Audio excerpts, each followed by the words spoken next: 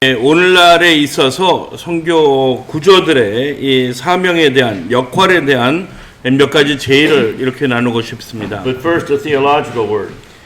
첫 번째는 신학적인 제의인데요. Remember, we always go into mission in confidence, with confidence in the leading of the Holy Spirit. 저희가 선교지에 갈 때 항상 성령님께서 우리와 함께 동행하신다고 신뢰하고 믿고 떠나게 됩니다. And the assurance that God is working. 그리고 하나님께서 우리를 통해서 역사하실 것이라는 것을 믿고 나가게 됩니다. So I suggest that mission structure leadership today need to look in 5 directions.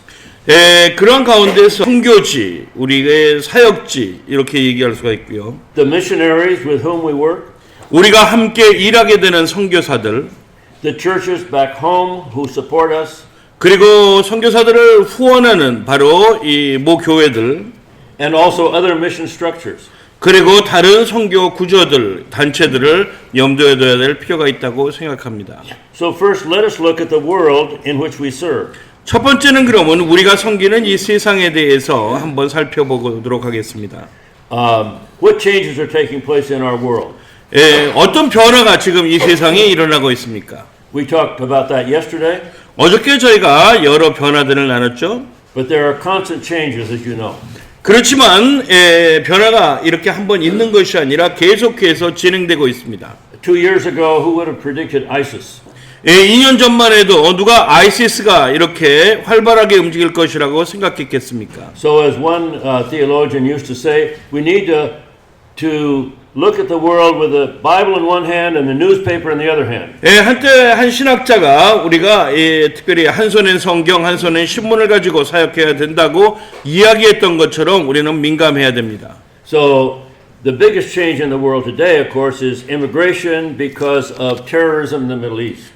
특별히 오늘날 세상에서 제일 큰 변화는 바로 이민이라고 얘기할 수가 있습니다. 또한 이 중동의 이러한 그 테러리즘 때문에 더욱더 많이 강화됐다는 것을 볼 수가 있겠죠. Tomorrow it may be something else. 그렇지만 내일은 또 현장이 바뀔 수가 있어요. 현실이요. But remember, as followers of Jesus, we are always called to go where there is problem, where there is suffering and trouble, not run away from it. 그렇지만 우리는 예수 그리스도의 제자로서 문제가 있는 곳을 향해서 가야 되고 그곳에서 사역을 감당해야 된다는 것을 볼 수가 있습니다. 그런 문제가 있다고 그곳에서 도망치는 것이 아니죠. So we ask how we are to respond to these changes in the world and what new opportunities are opened up for the sharing of the gospel. 그러면 우리는 이러한 상황 가운데서 어떻게 대응해야 될지 그리고 새로운 기회들이 열리는 가운데서 복음을 나눠야 된다는 것입니다. We are already hearing, for example, of when the crisis in Egypt happened a few years ago, there's a very large evangelical Presbyterian church right off the main square. 특별히 이집트에 몇 년 전에 문제가 심각하게 일어났을 때 특별히 그 중심에는 바로 아주 제일 큰 장로교회가 같이 있었습니다. The Eldobara Church. 엘도바라 바로 교회입니다. 8,000 members. 8,000명의 성도가 되는 교회죠. And the believers went out there and they prayed and they surrounded Muslims who were praying when the police were coming. 특별히 경찰이 그 집단 데모에 오기 전에 기독교인들이 그 기도하는 머슬렘들을 둘러싸고 그들을 향해서 기도했습니다. They even allowed Muslim youth to take refuge in their church building when the police came. 경찰이 왔을 때는 바로 그 머슬렘들이 바로 기독교 교회 건물 내에서 피신을 할 수 있도록 했습니다. And the result is that hundreds, if not thousands, have come to Christ. 그 결과로 수백 명, 때로는 1,000여 명이 넘는 사람들이 예수 그리스도를 영접하게 됐습니다. You will not believe this, but just this morning I got a very interesting email. 오늘 여러분들이 믿지 못하겠지만 아주 흥미로운 이메일을 받았습니다. Some of you know that many years ago I wrote a little book on Acts from a missiological perspective. 제가 몇 년 전에 특별히 선교적 관점에서 바라보는 사도행전이라는 책을 썼습니다. It's been translated. Peter, did you translate that into Portuguese? Somebody did. Anyway, I just learned it's been translated into Arabic and it's going to be printed by that church. 포르투기스로도 번역이 됐고 그리고 이 아라빅으로도 번역이 됐는데 지금 인쇄돼 가지고 나가고 있습니다. And then we want to ask, what kind of ministries are appropriate in our changing context, in each situation? 예, 특별히 각 상황에서 이 변화되는 가운데서 어떠한 사역들이 요구가 되는지 저희는 물어볼 필요가 있습니다. For example, in some North African Muslim countries or Middle African Muslim countries, digging wells may be a more appropriate form of Christian witness than direct evangelism. 북아프리카의 경우 우물을 파는 것이 직접적으로 전도하는 것보다 더욱더 효과적이고 가치가 있다고 생각됩니다. Not because direct evangelism is not important, it is essential. 예, 전도는 중요한 것이고 그리고 그게 덜 이렇게 가치가 있다고 생각해서가 아닙니다. But when people lack clean water, that's a basic necessity of life. 그렇지만 만약에 깨끗한 물이 없다 그러면 물은 사람이 살아가는데 제일 기본적으로 필요한 존재이기 가치이기 때문에 그렇습니다. Bringing clean water may point them to the water of life. 깨끗한 물을 통해서 그들이 이 생수를 얻을 수 있도록 할 수가 있는 것이라고 생각합니다. And then we also must ask, what is the political, economic situation and how does that affect our mission? 그리고 또한 정치 그리고 경제적인 이러한 상황들이 우리의 선교 사역을 어떻게 영향 줄 수 있는지 살펴봐야 될 필요가 있습니다. In other words, how do we engage in Christian mission in areas where there's no religious liberty? 특별히 종교적인 자유가 없는 그런 지역 가운데서 우리는 어떻게 복음을 전할까 하는 그런 질문입니다. This requires a great deal of prayer and sensitivity to the way the Spirit is leading. 많은 기도와 그리고 성령님께서 어떻게 우리를 인도하실지 민감성이 요구됩니다. Obviously, in many situations, it may require men and women who have no church relationship. That is, I should not say that. Who are not professional missionaries, but are simply there as Christians seeking to bear their faith. 특별히 많은 경우 전문적인 이러한 그 안수받은 선교사들이 아닌 일반 평신도의 선교사들이 그곳에서 사역을 감당할 필요가 있다고 봅니다. So people have to work very carefully. I get emails frequently from friends who work in Kazakhstan, in Central Asia. 저는 중앙아시아의 카자흐스탄에서 일하고 있는 여러 선교사들에게 이 이메일을 받게 되는데요. And I'm sure you know of friends who are working in areas where there's not religious liberty, but there's Christian witness. 특별히 여러분들도 아마 종교의 자유는 없지만 그 가운데서 기독교의 증거가 되는 그런 사역을 감당하는 사람들이 많이 있으실 겁니다. Now, secondly, look at the church in the area where you feel called to work or where you already work. 그리고 또한 우리가 부름받은 그 사역지에, 그 선교지에 그 현지에 있는 교회를 우리는 바라볼 필요가 있다고 생각합니다. There may be a church already there, or there may not be. 그곳에 벌써 교회가 있을 수가 있고 있지 않을 수도 있습니다. But the first thing to ask is, what is God already doing there? Does He have people there who are called by His name? 그렇지만 우리가 사역하기 제일 전에 그곳에서 특별히 하나님께서 어떻게 역사하시고 준비하고 계셨는지 그곳에 하나님을 아는 사람들이 있는지 그런 질문을 할 필요가 있다고 생각합니다. What are those churches doing? What is their ministry? 그리고 그곳에 교회가 있다면 그 교회들은 무엇을 하고 있으며 그들의 사역은 무엇인지 And if they are there, how shall we relate to them? 그리고 그들이 그곳에 벌써 존재하고 있다면 우리는 어떻게 그들과 관계를 맺어야 될지 Because we're not in competition. There's only one kingdom of God. 왜냐하면 하나님의 나라는 하나이기 때문에 경쟁이 있을 수가 없다는 것을 우리는 다시 기억해야 될 필요가 있습니다. There's only one universal church of Jesus Christ. 예수 그리스도의 보편적 교회는 딱 하나밖에 없습니다. Okay, yesterday Peter asked me an example of a mission structure that I know of working in areas where there's already church.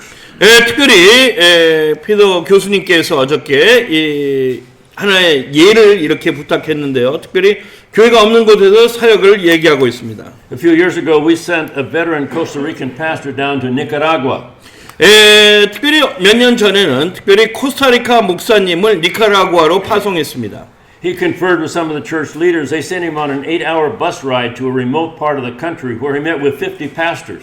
특별히 아주 니카라구아의 시골에 버스를 타고 한 8시간 정도 가서 그곳에 목회자들이 모여있는 그런 그 모임에 같이 참석했습니다. They were Pentecostal pastors. None of them could read.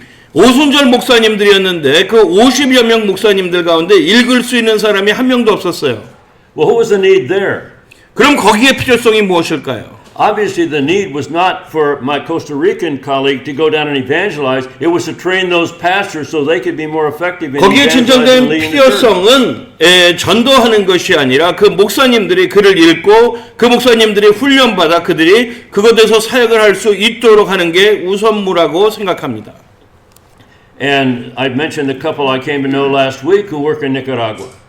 제가 어저께 특별히 니카라구아에서 일하고 있는 두 부부의 이야기도 잠깐 나눴죠. You see, the evangelical church in Central America has grown rapidly in the last 30 or 40 years, 20, 30, 40% of the population. 특별히 중앙 아메리카의 이러한 그 교회들은 마지막 20년, 30년 동안 굉장히 성장했습니다. 오늘날은 거의 20%, 30%를 차지하고 있다고 이야기합니다. But they desperately need training of leaders and teachers and discipling of young people. 그렇지만 오늘날 특별히 그 교회는 리더십 훈련이 너무나도 필요하고 있고 그리고 또한 젊은 리더십들을 훈련시켜야 될 과제가 너무나도 시급합니다. Because churches that do not come to maturity in Christ will soon lose their witness and lose their faithfulness. 왜냐하면 주님 안에서 성숙하지 못하면은 바로 그들의 힘을 잊어버리고 많은 사람들이 교회를 떠나게 될 것입니다. And then the country where you feel called to work, there may be marginalized people who are neglected by the major population and the major church group. 그리고 또한 여러분들이 부름받은 그런 선교지에 특별히 왜곡된 그런 사람들이 많고 교회로부터 또한 왜곡받은 그런 그룹들이 있을 수가 있다는 것을 우리는 생각해 볼 필요가 있습니다. So, are there people groups that are completely outside the reach of the gospel in the area where you feel called to work? 특별히 그 복음 밖에 있는 그런 사람들, 그 여러분들이 사역을 하도록 부름받은 그 지역에 그런 사람들이 있는지 한번 생각해 볼 필요가 있습니다. In other words, we want to keep looking at our mission field with missiological eyes, as McGavran taught us to do. 우리는 선교지에서 특별히 마이게브란 박사님이 저에게 도전한 것처럼 선교적인 눈으로 관점으로 특별히 현실을 잘 살펴봐야 될 필요가 있다고 생각합니다. Are there ministries of compassion that are desperately needed as a witness to Jesus and as a result of His compassion for us? 특별히 예수 그리스도의 복음을 나눌 때 긍휼 사역이 필요한지 바로 예수 그리스도의 긍휼의 마음이 그것에 진정으로 필요한 것이 있는지 우리는 살펴봐야 될 필요가 있습니다. When I was in Nicaragua a few years ago, I was taken to preach in a Pentecostal church. 제가 니카라구아에 있을 때 몇 년 전에 이렇게 그 방문했을 때 오순절 교회에서 설교할 기회가 있었습니다. In a very poor area. 아주 굉장히 가난한 지역이었어요. The couple who took me were both medical doctors. 저를 그곳으로 이끈 사람의 부부들은 바로 의사 부부였습니다. And as part of this mission, they would give medical consultations for $2.50. 그리고 그들은 그 지역에서 선교 사역을 하면서 사람들의 진료를 2불 50 받고 이렇게 감당하고 있었습니다. Which was a way of showing the compassion of Jesus Christ. 바로 그 적은 돈을 받으며 그 사람들에게 진료를 한 것이 바로 예수 그리스도의 긍휼의 마음을 그 사람들에게 보여주는 것이었습니다. And you probably know the story of the Presbyterian Hospital, I believe in Taegu, with Dr. Moffat, that planted over 200 churches. 특별히 여러분들은 한국의 머펫 박사님이 세운 바로 그 병원의 이야기를 잘 아실 것이고 그것을 통해서 거의 200여 개의 교회가 개척됐다는 것도 기억하실 수가 있을 것입니다. Now, so are there unreached people groups in that country? 그 나라에 아직 미전도 종족이 있나요? And can you partner, should you partner with a church or churches that are already there in ministry? 그리고 That's the issue.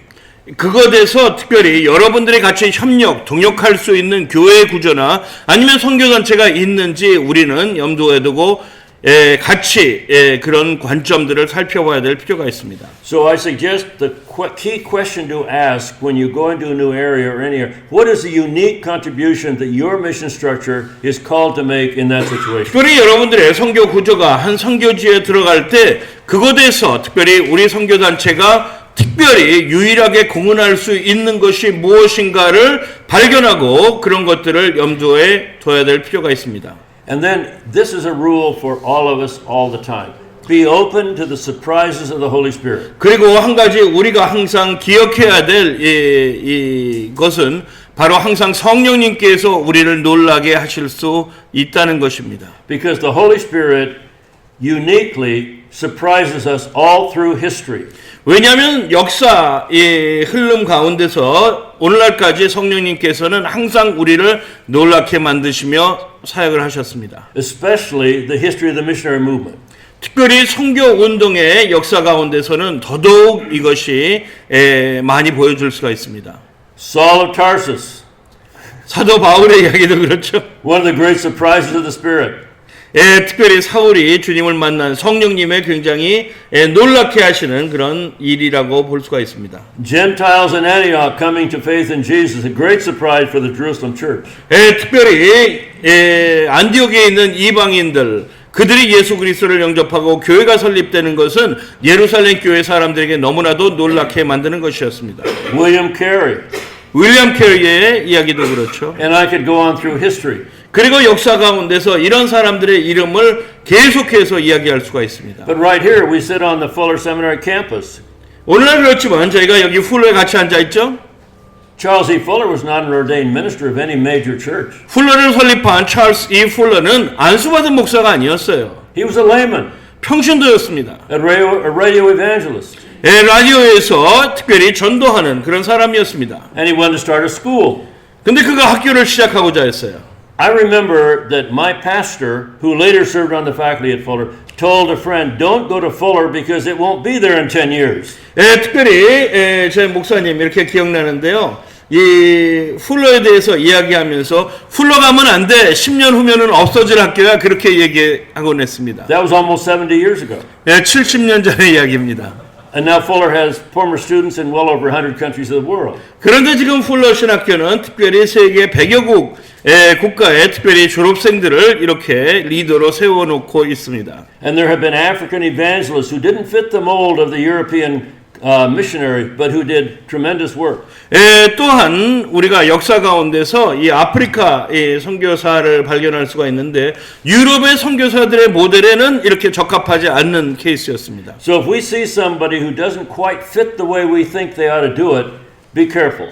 우리가 특별히 이런 우리의 관점으로 바라봤을 때 이 사람이 어디든 들어갈 데가 없다라고 생각하는 사람이 딱 이렇게 발견되면은 그런 사람들을 잘 봐주시길 바랍니다.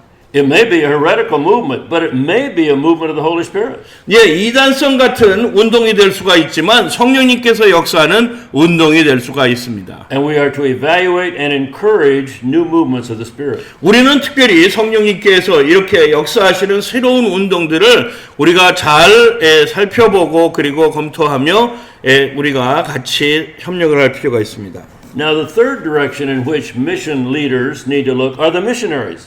그리고 세 번째 그룹은 선교단체로서 우리가 깊이 생각해야 될 것은 선교사들이라고 봅니다.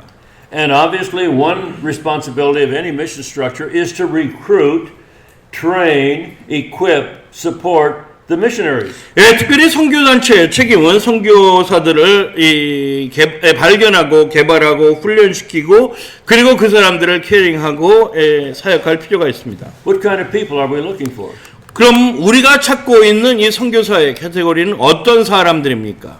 Now some boards that I know only look for people with the right degrees. 어떠한 선교단체들은 훌륭한 졸업장이 있는 사람들만 찾는 단체가 있어요. Tragically, I have to say that my own mission board brought a number of people to Brazil in the 50s who went home and got divorced. 특별히 저희 선교단체에서는 안타깝게도 이런 졸업장들만 깊이 여기다가 선교지에서 돌아오면서 다들 이혼했습니다. They might have had the right degrees, but they were not mature spiritually or emotionally.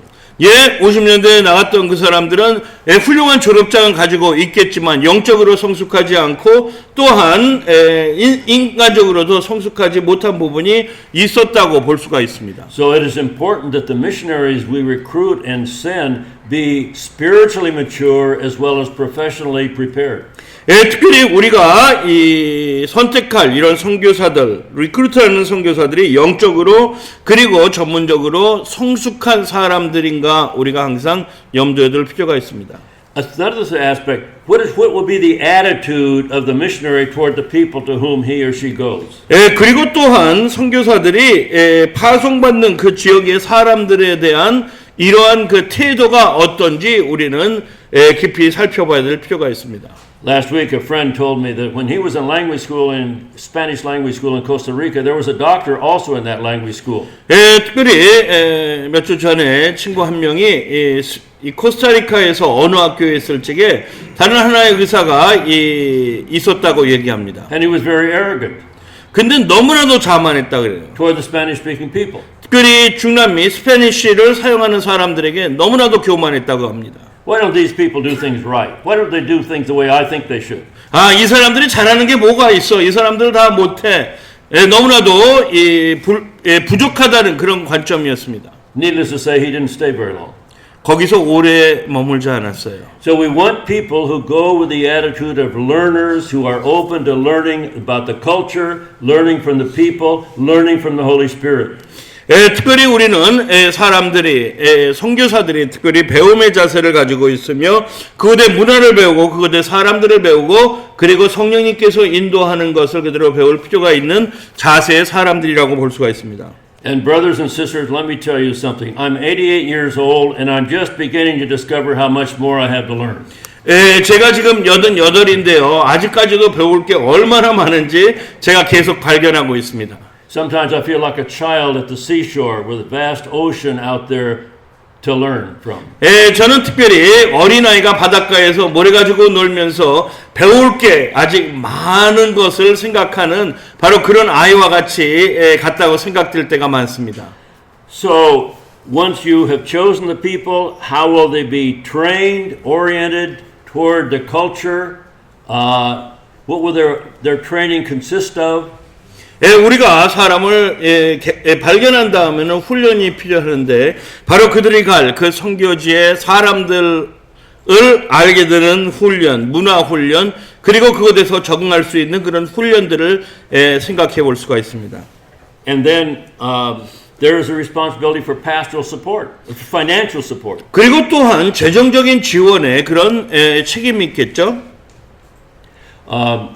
Some years ago, I came to know a Brazilian woman who was extremely well qualified with university degrees, who went to Mozambique, sent by the Brazilian church. 몇 년 전에 특별히 모삼비크로 파송된 브라질 여인을 제가 알게 될 기회가 있었는데 그녀는 아주 훌륭한 자격을 가지고 있는 사람이었습니다. But there was great enthusiasm about sending her out, but there was not enough enthusiasm to continue to support her.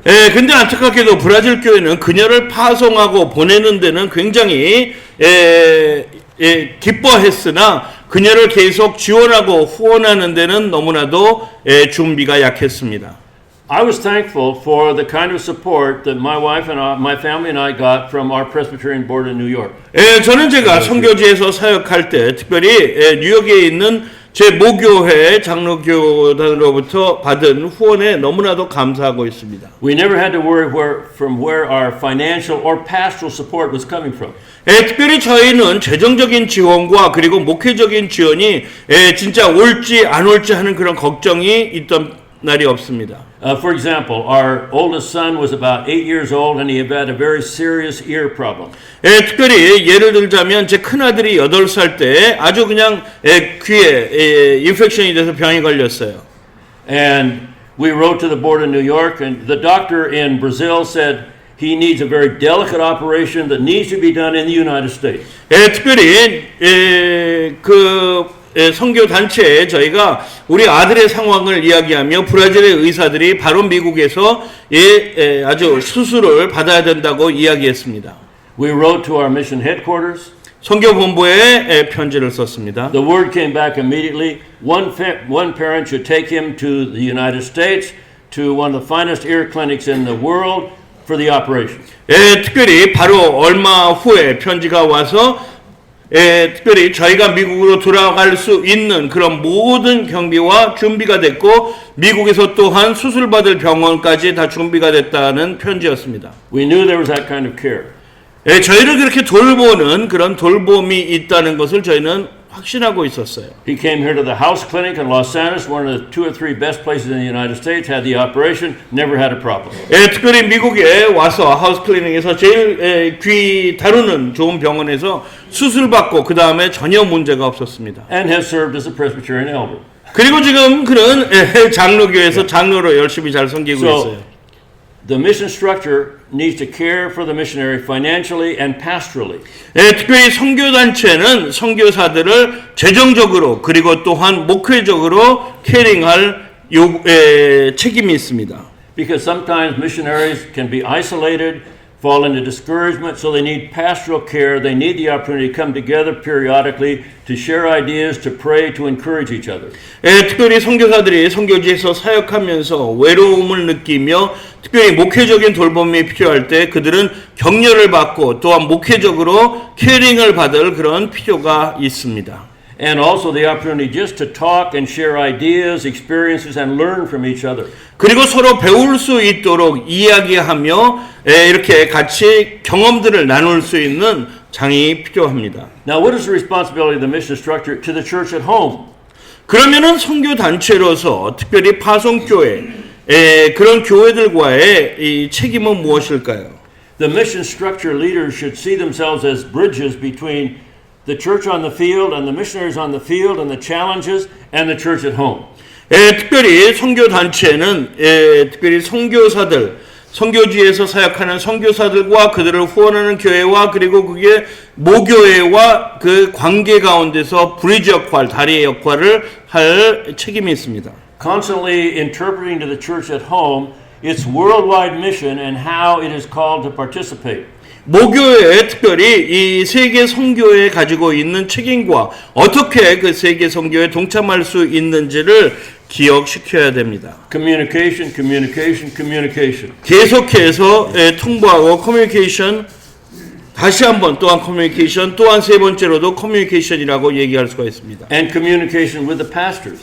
또한 목사들과의 소통이 필요합니다. Sometimes that can be difficult. 때로는 어려울 수가 있어요. Unfortunately, some pastors only look at their own ministry in their own church and their own town. 왜냐하면은 목사들은 특별히 목회자로서 자기 지역 교회 그리고 자기 지역의 문제들 그리고 성도들에게만 관심을 가지고 있기 때문입니다. Because the vision of the pastor will influence the vision of the church. 목사들과 소통해야 되는 것은 바로 목사들의 비전이 바로 교회의 비전을 심어주기 때문입니다. I came from a church in Berkeley, California in the late 40s, early 50s. 저는 40년대 말 50년대 초에 벌클리 교회로부터 파송받았는데요. That pastor, Dr. Robert Munger, had a great vision for mission in the world. 특별히 거기에 담임 목사 몽걸 박사님은 세계 선교에 굉장히 큰 비전이 있었습니다. And one year they prayed, the elders, and they decided they would give $1 to overseas mission for every dollar they spent on the church at home. 특별히 그가 결정한 것은 그 선교의 비전으로 모교회에서 사용하는 모교회에서 1불이 사용될 때 세계 선교를 위해서 동일하게 1불을 내놓겠다고 약정했습니다. They would have a week's mission conference every year. 그리고 매년 선교대회가 있었고요. They would bring speakers from the mission. If any of you knew about Dr. Harold Volkel, who was a great missionary in Korea, I remember hearing him when I was a college student. 제가 대학생 때 특별히 그 선교대회 때 헤럴베커 한국에 파송되었던 그 선교사님이 이야기했던 것을 아직까지도 잊지 않고 기억할 수가 있습니다. The result was scores and scores of young men and women all over the world from that church. 매년 계속되는 그 선교대회를 통해서 젊은 사람들이 세계 선교에 계속 헌신하는 것을 저희는 바라볼 수가 있었습니다. So seek to influence the pastors and the leaders of the local churches so that they will have a vision for the world. 그렇기 때문에 선교단체로 특별히 지역교회 담임 목사들과 소통하며 그들에게 선교 비전을 제시하고 그들이 선교에 동참할 수 있도록 해야 되는 바로 그런 사명을 가지고 있다고 생각합니다. And then to challenge the local churches to look at mission, cross-cultural mission on their doorstep. 그리고 또한 지역교회들에게 그들의 가까운 곳에서 특별히 선교지가 있다는 것을 가르쳐주고 그리고 그것에 동참할 수 있도록 해야 됩니다. Unreached people groups right around them. 바로 지역교회 옆에 아직 미전도 종족들이 있는 것을 발견할 수 있도록 도와야 됩니다.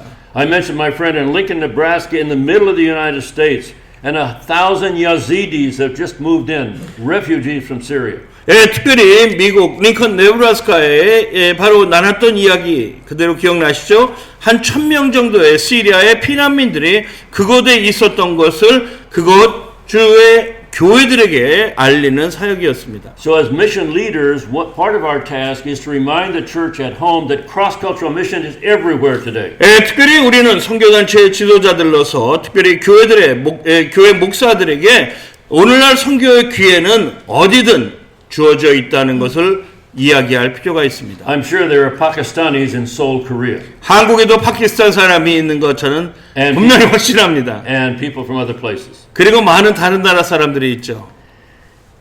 So, and also to challenge the mission structure can challenge the local church so that the local church realizes that the whole church, not just part of the church, is called a mission.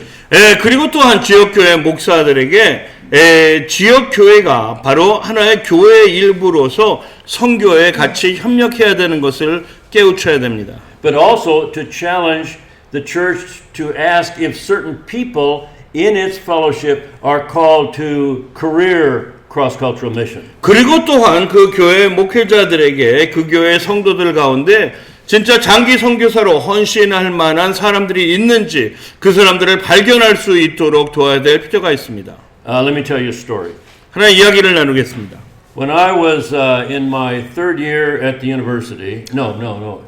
It was beginning of my fourth year at the university. 제가 대학교 4학년이 시작할 때인데요. I was majoring in chemical engineering. 저는 이 케미칼 전자공학을 공부하고 있었습니다.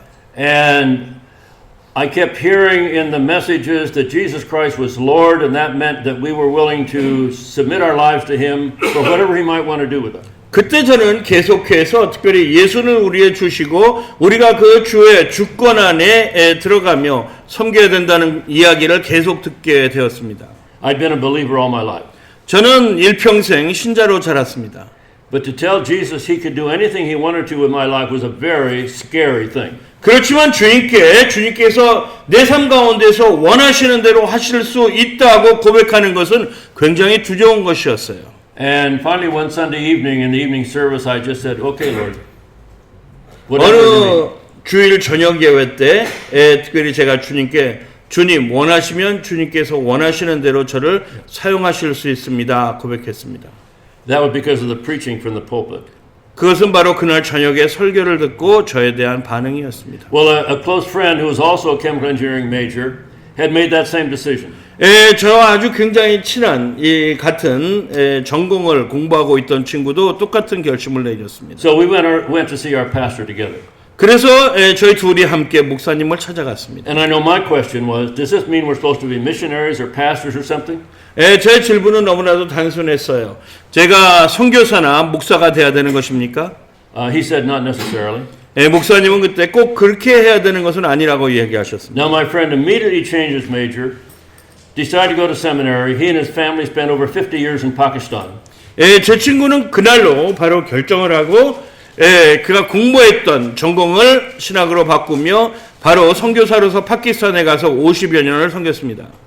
He told me, why don't you finish your engineering degree and pray and see where God leads you? 근데 저에게는 특별히 그 대학 과정을 공부하고 졸업한 후에 하나님께서 어떻게 인도하시는지 보라고 이야기했습니다. See, there was sensitivity to each person. 각 사람마다 상황이 다른 것을 우리는 염두에 둬야 필요가 있습니다.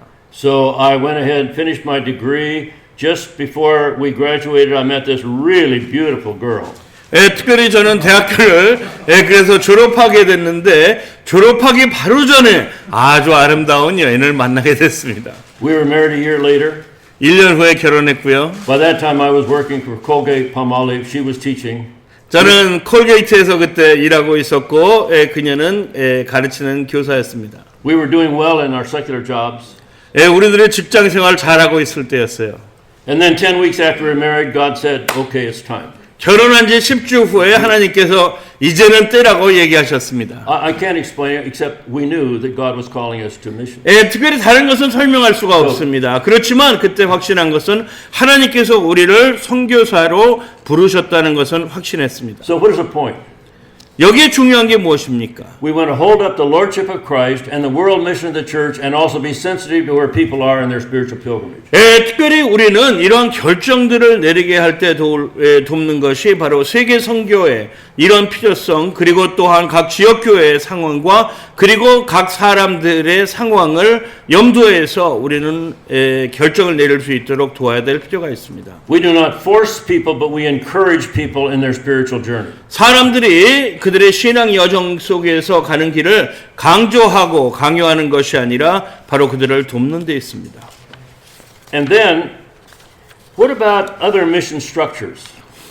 그리고 또한 마지막으로 다른 선교 단체의 구조들과의 관계라고 얘기할 수가 있습니다. Well, I think this meeting is a good example of what we're talking about. 특별히 지금 여기에 모여있는 이 서미트가 아주 굉장히 중요한 예인 것 같습니다. The importance of networking, learning from each other, realizing, first of all, we are not in competition. There is only one kingdom of God. 특별히 서로 함께 배우는 것이고 그리고 우리가 하나의 몸이라는 것과 하나님의 왕국은 하나라는 것을 우리는 같이 함께 고백하는 데 있습니다. We are not called to carve out our own little empires. 우리가 각자 섬기는 이 단체를 통해서 하나의 왕국을 만들도록 이렇게 부름받은 것이 아니라는 것이죠. We are called to bear witness to Jesus Christ and His kingdom and serve that kingdom with our brothers and sisters. 우리는 예수 그리스도의 지체로서 그 몸을 섬기며 함께 특별히 형제 자매들과 함께 섬기는 것을 이야기합니다. And then there is a place for groups of mission structures like this one and others that look at the overall task. 그리고 또한 이렇게 선교 단체들의 그룹으로서 전체적인 하나 되는 그런 비전을 사명을 바라봐야 될 필요가 있습니다. There are groups doing research on the overall task today in different places. We need to be aware of that research. 오늘날 이런 그 세계 선교지에서의 필요성들을 연구하는 이런 연구 단체가 있고 서로 협력해서 연구하는 것을 우리는 염두에 두며 그런 결과들을 우리는 살펴봐야 될 것입니다. We don't need to do it all. 우리가 다 할 필요는 없어요. I have a former student and friend, Larry Kraft, who works with OC International. He is in England researching unreached people groups, especially in the Muslim world, as an example. 특별히 예를 들면은 제 친구 하나가 오시에서 섬기는데 레리 크라우입니다. 그는 영국에서 특별히 미전도 종족을 연구하고 있습니다. By the way, his undergraduate training was as a chemist. 그도 대학교 때 화학을 전공했습니다. I think former scientists and former engineers make pretty good missionaries. 특별히 저는 특별히 화학자들, 엔지니어들 그리고 과학자들이 훌륭한 선교사들이 된다는 것을 생각할 수가 있다고 But 생각합니다. whatever your academic background is, God brings all of your gifts to the one task. 그렇지만 우리들의 전공 분야가 어떠할지라도 하나님께서는 우리를 모두 하나로 부르시고 하나님의 왕국에서 각각의 은사대로 섬길 수 있도록 하시는 것을 볼 수가 있습니다. So we look together at the overall task. We learn from each other some of the challenges and successes and methodologies being used. 우리가 함께 특별히 전체적인 사명을 다시 한번 생각하고 도전을 받고 함께 사역하며 그리고 우리 각각 가지고 있는 은사들 그리고 방법들, 전략들을 나누며 그 사명을 감당해야 된다고 봅니다. Just for example, in 1977, I believe it was, Dr. Glasser and others at this school called for the Year of the Muslim. 특별히 예를 들자면 1977년도에 훌러대학교의 선교대학원의 글라서 박사님이 머슬렘 선교의 해라고 이렇게 도전을 했습니다. And they brought scholars and practitioners together in Colorado Springs to look at mission to the Muslim world. 그들은 특별히 콜라도 스프링스에